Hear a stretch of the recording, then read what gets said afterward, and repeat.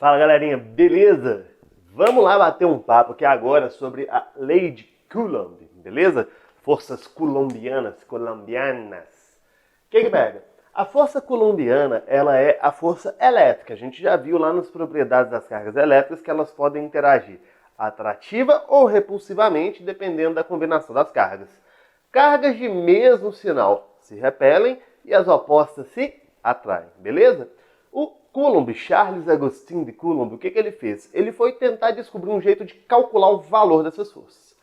E aí ele calculou entre partículas eletricamente carregadas. O que é uma partícula? Partícula são aquelas cargas que não possuem dimensões consideráveis, cargas muito pequenas. Também podem ser chamadas de cargas pontuais. E tudo que ele obteve de resultado, ele obteve experimentalmente. Primeira coisa que o Coulomb descobriu, que a força ela é proporcional ao produto do módulo das cargas. Lembra que toda vez que eu falo módulo, tá? Isso quer dizer o quê? O valor sem sinal. E basicamente essa proporção me indica que quanto mais carga eu tiver interagindo, mais força vai acontecer.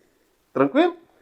A segunda coisa que o Coulomb percebeu experimentalmente é que a força elétrica ela é proporcional ao inverso do quadrado da distância. O que isso indica pra gente? Isso indica que se a distância for muito grande entre as cargas, a tendência é que elas interajam mais fracamente. Ou seja, muita força de pertinho, pouca distância, e pouca força de longe, muita distância. Beleza? São coisas inversamente proporcionais. Na próxima aula a gente vai discutir essas proporções com mais detalhes. E aí, para fazer com que essas duas proporções juntas se tornem uma igualdade, ele colocou uma constante. Essa constante K, ela é chamada constante elétrica do meio. E essa constante ela é diferente para o vácuo, para a água, para o vidro, para cada meio aonde você pode colocar as cargas para interagir. Tudo bem? No vácuo, essa constante vale 9 vezes 10 a nona, Newton vezes metro quadrado por Coulomb quadrado. Mas na água, por exemplo, ela vale 1,1 vezes 10 a 8, ok? Ah, detalhe. Isso e isso são exatamente a mesma coisa, tudo bem? Dividir por c ao quadrado ou multiplicar por c a menos 2 é a mesma coisa, pode aparecer escrito para você das duas formas.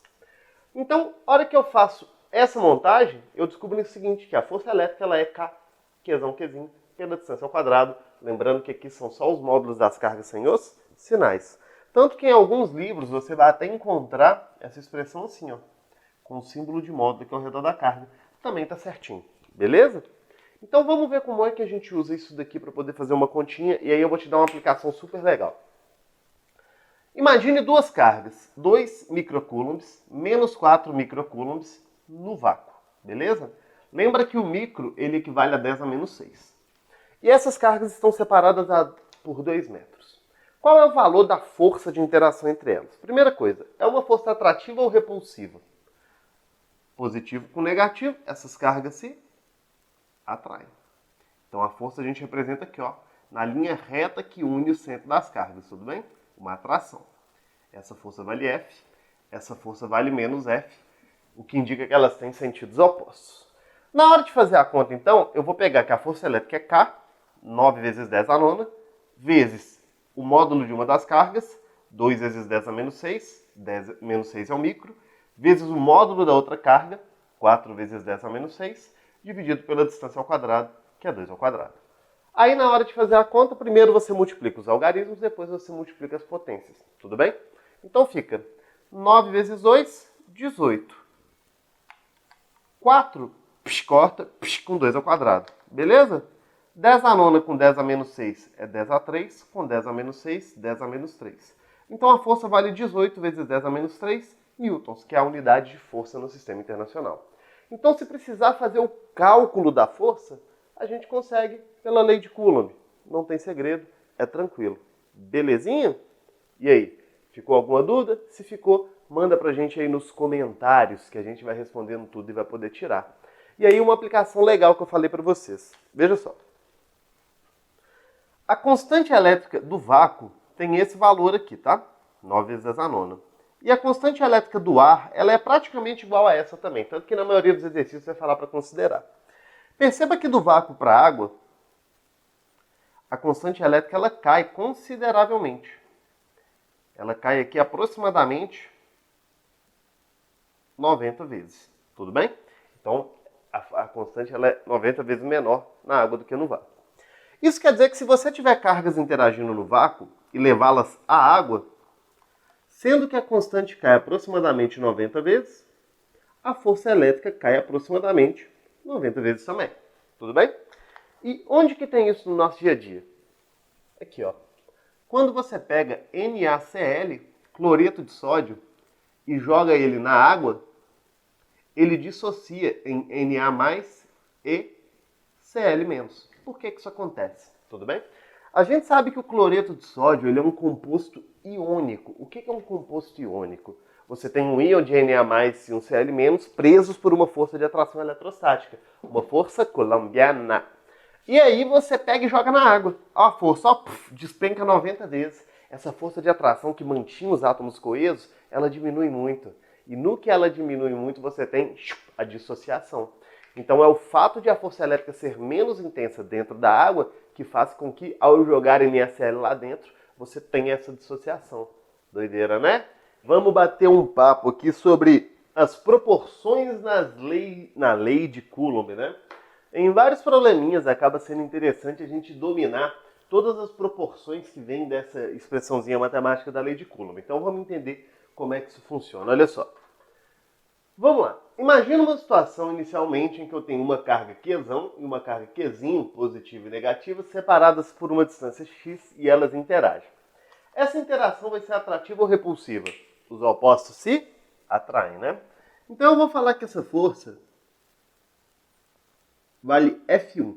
Essa forcinha atrativa entre essas duas cargas, tudo bem? E aí as proporções que a gente tem que analisar são as seguintes. Por exemplo, imagina que eu tiro a carga Qzão e coloco no lugar uma carga 2Qzão. Como é que vai ficar a força elétrica entre essas cargas quando eu comparo com essa primeira força? Tudo bem? Vai ficar maior? Vai ficar menor? Tem dois jeitos da gente fazer isso. Você pode mandar a proporção direto na fórmula ou você pode fazer a continha, mas eu acho que essa resposta ela é até bem intuitiva, né? Então veja bem, eu vou recalcular a força elétrica.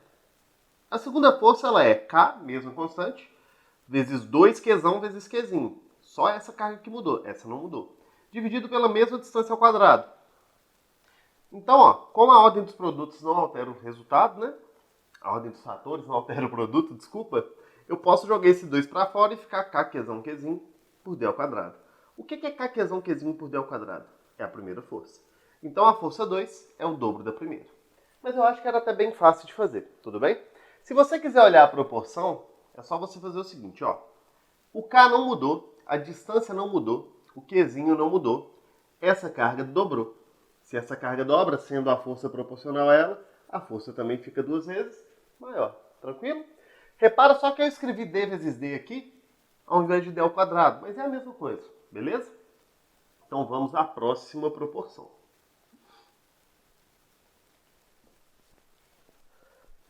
Terceiro caso. Se eu pegar agora a carga 2Qzão e deixar, porém colocar uma carga que vale 3Qzinho no lugar, tudo bem?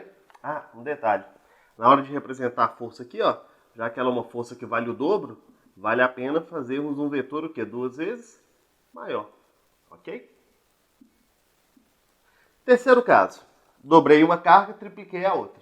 O que acontece com a força total quando comparado com a primeira? Fica quantas vezes maior? 2, 3, 5, 6. Vamos lá.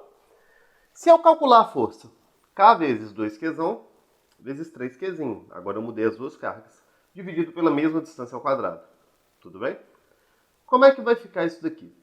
Vamos lá. 2 vezes 3, 6. K vezes Qzão vezes Qzinho, Kqzão Qzinho, pela distância ao quadrado. Portanto, o que é essa força aqui de preto? O que é isso daqui de preto? É a primeira força. Portanto, a terceira força é 6 vezes a primeira. Tranquilo isso? A força fica 6 vezes maior. Se for para olhar a proporção, vem cá. Dependendo dessa carga que dobrou, a força vai dobrar. Se eu dependesse dessa carga que triplicou, a força iria triplicar. Mas eu dependo das duas, né? Então vai acontecer o quê? Eu vou ter o dobro do triplo. Gente, o dobro do triplo é multiplicar por 2 e por 3. É multiplicar por 6. Tranquilo? Na proporção é até bem mais chutado, bem mais rápido de se fazer. Para representar essa força, ó, um cacete de um vetor aqui é 6 vezes maior aproximadamente do que o outro. Sim? Vou desenhar mais para baixo aqui só para não ficar um em cima do outro. Agora, a última proporção. E se por um acaso eu pego as mesmas cargas Qzão e Qzinho e coloco uma distância igual a 2x? Tudo bem? Quando eu coloco uma distância 2x, a minha força fica assim, ó. F4 é igual a K Qzão Qzinho dividido por 2x tudo ao quadrado. 2 ao quadrado, 4. X ao quadrado, x ao quadrado. E o que é essa força daqui, tá? Essa força daqui, ó, é a primeira força. Tudo bem? K Qzão Qzinho por x ao quadrado é a primeira força. E aí eu estou dividindo ela por quanto aqui, ó? Por 4. Lembra que isso daqui que está escrito é a mesma coisa de escrever, ó, 1/4 de K Qzão Qzinho por x ao quadrado. Portanto, a força 4 é a força 1 dividido por 4. Beleza? Caiu 4 vezes. Então, temos que tomar sempre muito esse cuidado. Veja bem. Como a distância conta 2 vezes aqui embaixo, porque é d ao quadrado, beleza? Quando eu dobro a distância, ó, a força tende a cair 2 vezes. Então, a força tende a cair 4 vezes. Porque é esse efeito e esse efeito. Cai para metade e depois para metade de novo. E a metade da metade é a quarta parte. Agora vamos lá de cabeça. Se aqui ao invés de 2x fosse 3x, o que está escrito aqui? 3x. O que está escrito aqui? 1 sobre 3 ao quadrado, 1 sobre 9. Então a força teria caído 9 vezes. Se aqui tivesse escrito 5, 5x, 1 sobre 5 ao quadrado, 1 sobre 25, a força teria caído 25 vezes. Então a regrinha prática que a gente sempre vai adotar em relação a esse caso é o seguinte: a força ela é proporcional ao inverso do quadrado da distância. Se a minha distância sobe n vezes, a minha força cai n vezes ao quadrado. Se a minha distância desce n vezes, a minha força sobe n vezes ao quadrado. Por que tem que ser ao quadrado? Porque é distância vezes distância.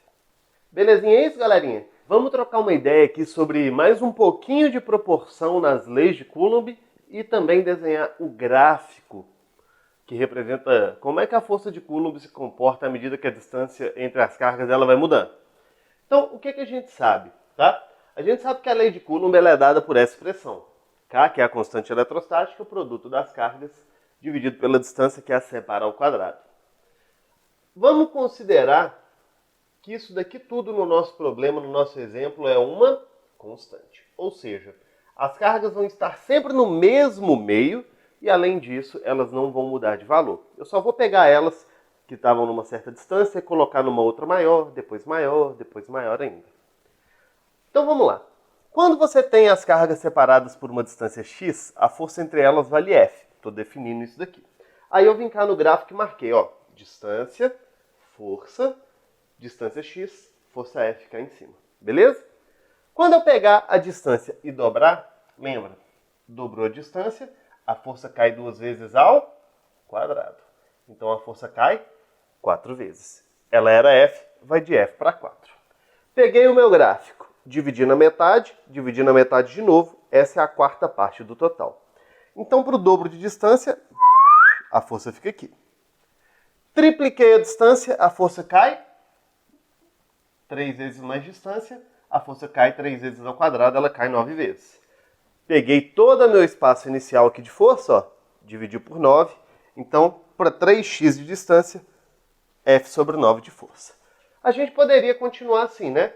Para 4 vezes a distância, 16 vezes menos força. Beleza? Força dividido por 16.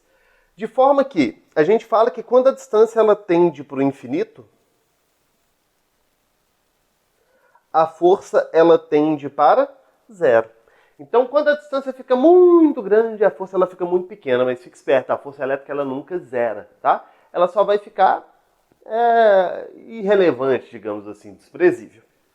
Então, na hora que eu pego esses 3 pontos aqui que eu marquei, ó, e eu junto todos eles, eu percebo que não dá uma reta, beleza? Dá uma curva. Essa curva ela é um ramo de hipérbole, belezinha? E todo gráfico que seja uma coisa inversamente proporcional ao quadrado da outra vai me dar exatamente esse desenho. Guarda isso. Porque quando as coisas são inversamente proporcionais, é muito comum a aluna achar que o gráfico vai ser uma reta decrescente. E não é. O gráfico vai ser um ramo de hipérbole, beleza? Vai fazer uma curvinha assim. E é fundamental também sabermos o seguinte.